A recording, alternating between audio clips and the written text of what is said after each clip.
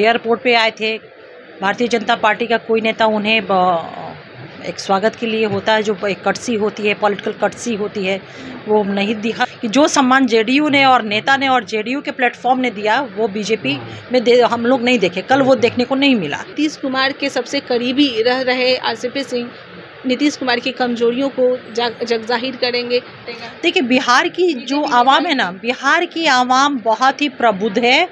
बिहार की जनता नीतीश कुमार जी के लीडरशिप में विश्वास रखती है। भारतीय जनता पार्टी के नेता के पास किसी के पास बुद्धि विवेक है क्या, सिवाय नफरत, हिंदू मुसलमान उन्माद की राजनीति के अलावा, इसकी बात करने के अलावा? मतलब आपका कहने का मतलब है कि चाहे कुछ भी हो जाए आरसीपी सिंह के साथ जनता नहीं जाएगी? निश्चित रूप से। नमस्कार, आप देख रहे हैं लाइव बिहार, मैं आपके साथ रूपम।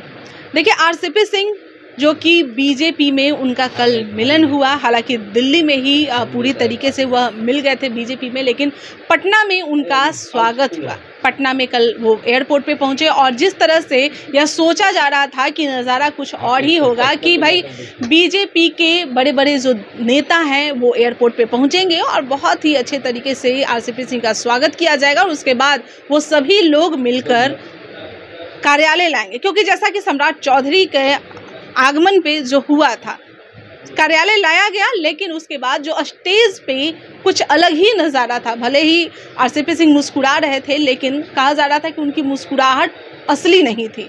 चलिए, इसी मुद्दे पर बात करने के लिए हम आए हैं, जदयू के प्रवक्ता अंजुम आरा हमारे साथ जुड़ी हुई हैं। अंजुम आरा से हम बात करते हैं। अंजुम आरा, जिस तरह से आरसीपी सिंह का एक अलग ही ओहदा था जदयू में और अब बीजेपी में उनका मतलब ऐसा कुछ है नहीं, सिर्फ नेता है। बिल्कुल, कल तो देखा ही होगा आप लोगों ने भी, हम लोगों ने भी देखा कि एयरपोर्ट पे आए थे। भारतीय जनता पार्टी का कोई नेता उन्हें एक स्वागत के लिए होता है, जो एक कटसी होती है, पॉलिटिकल कटसी होती है, वो नहीं दिखा हम लोगों को। और हमारे नेता ने और हमारी पार्टी ने जितना सम्मान दिया है उन्हें, वो कहीं नहीं मिलने जा रहा है। ये तो फैक्ट है कि वो सम्मान नहीं मिलने जा रहा। और आप लोगों ने देखा कि एक बीजेपी के नेता के तौर पे ही उनका इंट्रोडक्शन वहाँ पे रहा। स्टेज पे भी कहा जा रहा था कि ऐसा कुछ देखने को नहीं मिला, आरसीपी सिंह कुछ अलग ही फील कर रहे थे, ऐसा कुछ। देखिए, मैं तो उस मंच पे वहाँ मैं मौजूद थी नहीं कि मैं हाँ, मैंने देखा फुटेज होता है, लेकिन चीज़ों को जिस तरह से आप कह रही हैं कि आपको कैसा लगा, तो जो जगह होती है वहाँ पे आप रहिएगा तभी आप जज कर पाइएगा कि चीज़ें कैसे थी। लेकिन फुटेज के आधार पे तो बिल्कुल कहा जा सकता है कि जो सम्मान जेडीयू ने और नेता ने और जेडीयू के प्लेटफॉर्म ने दिया वो बीजेपी में हम लोग नहीं देखे, कल वो देखने को नहीं मिला। तो क्या लग रहा है, कहीं ना कहीं डर है बीजेपी के नेता लोग को, इसलिए आरसीपी सिंह से थोड़ा सा वो कटे रह रहे थे, उतना इज्जत नहीं दे रहे थे? अब देखिए, अब क्या इसके पीछे कारण है, तो भारतीय जनता पार्टी के नेता ही बता पाएंगे।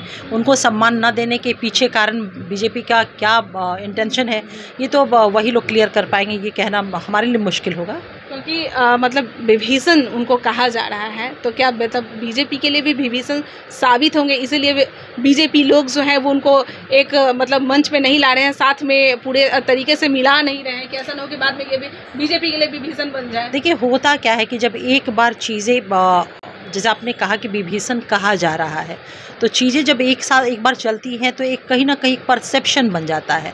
तो आप जो कह रही हैं कि कहीं ऐसा तो नहीं है, तो इट मे बी कि ये reason, one of the reason होगा, ये हो सकता है आप जो कह रही हैं। क्योंकि परसेप्शन जो बनता है उसी के अनुसार कोई भी इंसान एक्ट करता है, कोई भी पार्टी एक्ट करती है, कोई भी नेता एक्ट करते हैं। तो अगर आप ये कह रही हैं कि कहीं ऐसा तो नहीं, तो हो सकता है कि ऐसा ये कारण हो। अच्छा, ये भी सुनने में आ रहा है कि भाई कुर्मी का वोट के लिए बीजेपी में मिलाया गया है, तो क्या नालंदा से दोनों हैं, नीतीश कुमार और आरसीपी सिंह, तो नालंदा का वोट तो कटेगा ही कटेगा? देखिए, बिहार की जो आवाम है ना, बिहार की आवाम बहुत ही प्रबुद्ध है। बिहार की जनता नीतीश कुमार जी के लीडरशिप में विश्वास रखती है। बिहार की जनता ने कानून के राज को समझा है।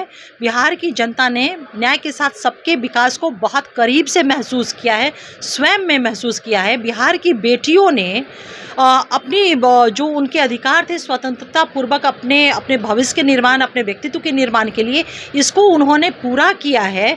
महिलाएं जो कभी घर की दहलीज से बाहर नहीं निकलती थी, हमारी बिहार की महिलाएं जो आधी आबादी है हमारी, उन लोगों ने आज़ादी को महसूस किया है। तो जहां बिहार की जनता नीतीश कुमार जी के लीडरशिप में इतने व्यापक परिवर्तन को महसूस किया है, इतने व्यापक रूप से वो अपने अधिकारों को लेकर के भविष्य का निर्माण कर रहे हैं, तो मुझे नहीं लगता है कि बिहार की आवाम हमारी इतनी।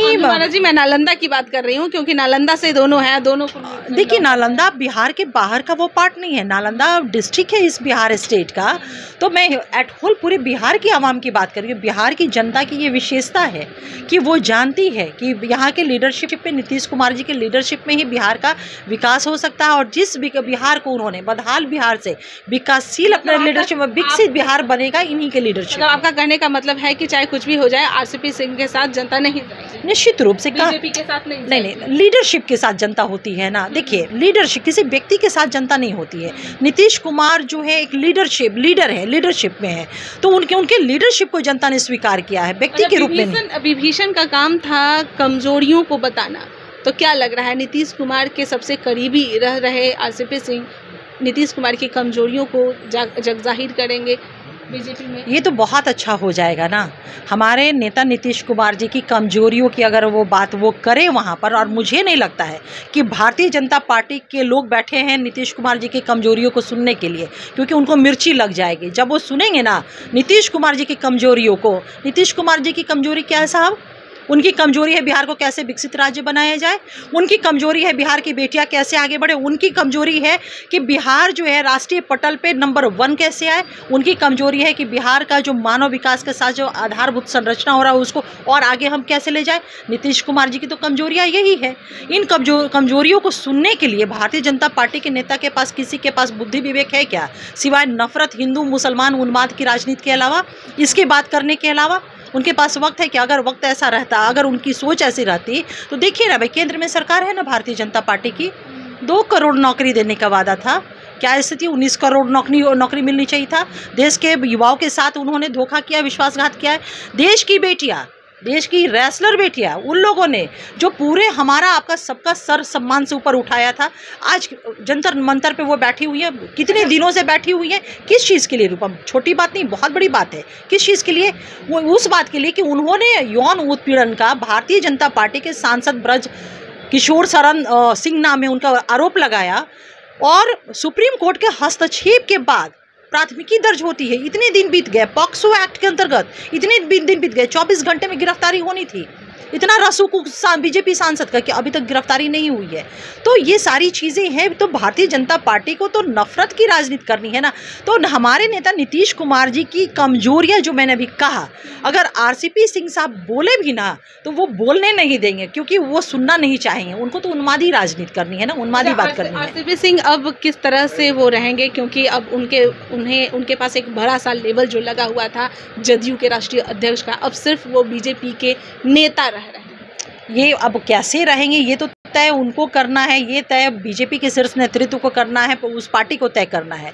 हम लोगों ने तो वाकई में उनको राष्ट्रीय अध्यक्ष बनाया, संसदीय बोर्ड का अध्यक्ष हो हमारे नेता नीतीश कुमार जी ने बनाया। वो स्वयं इस बात को कहते हैं कि मैं क्या था साहब, इन्हीं शब्द को वो कहते हैं, मैं क्या था साहब, PS2 मिनिस्टर था। ये उपसर्ग किसने हटाया? नीतीश कुमार जी ने हटाया। वो स्वयं इन सारी बातों को कहते हैं। तो एक बार जरूर वो अकेले में प्रलोभन तो दिया गया होगा, तभी बीजेपी में गए होंगे। और ये देखिए, ये बातें क्या हुआ होगा नहीं हुआ होगा, ये सब चीज़ें जो है ना कयास के आधार पे मैं कुछ बोलती नहीं हूँ। जो चीज़ें सामने फैक्ट होते हैं, फैक्ट के आधार पे मैं कुछ बोलती हूँ। तो ये कयास की बातें हैं कि क्या हुआ होगा नहीं हुआ होगा। बहुत बहुत धन्यवाद। तो चलिए, अंजुम आरा हमारे साथ जुड़ी हुई थी, और जैसा कि हमारा जो सवाल था कि भाई आरसीपी सिंह खुश नहीं नज़र आ रहे थे, तो कहीं ना कहीं ये भी है कि आरसीपी सिंह जदयू के राष्ट्रीय अध्यक्ष थे और यहाँ पर एक सिर्फ बीजेपी के नेता रहे हैं। और यह भी बात है कि भाई ये बीजेपी क्यों मिलाई है आरसीपी सिंह में, कि नालंदा के दोनों हैं नीतीश कुमार और आरसीपी सिंह, तो कहीं ना कहीं दोनों में टकराव के लिए कि भाई नालंदा का वोट, कुर्मी का वोट हमें मिले। लेकिन अंजुम आरा ने यह साफ कर दिया है कि चाहे कुछ भी हो जाए, महिला हो, जनता, यहाँ की जनता हो, खास करके जो आधी आबादी जो महिला है वो नीतीश कुमार के साथ है। चाहे कुछ भी हो जाए, आरसीपी सिंह के साथ नहीं जाने वाली है। चलिए, अभी के लिए इतना ही। बने रहें आप लाइव बिहार के साथ। धन्यवाद। लाइव बिहार YouTube पर सब्सक्राइब और Facebook पर लाइक जरूर करें।